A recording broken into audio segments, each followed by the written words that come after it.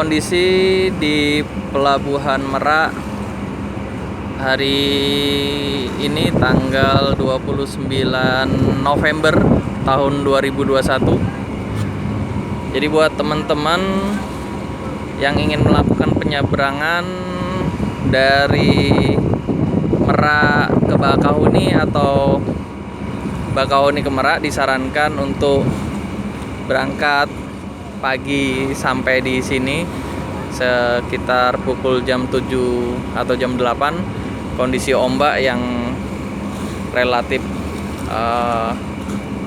sedikit aman daripada perjalanan yang dilakukan malam hari.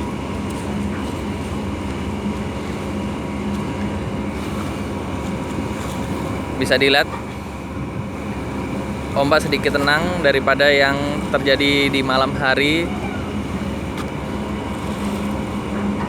Sekian infonya buat teman-teman. Selalu berhati-hati, jaga diri, dan selamat sampai tujuan.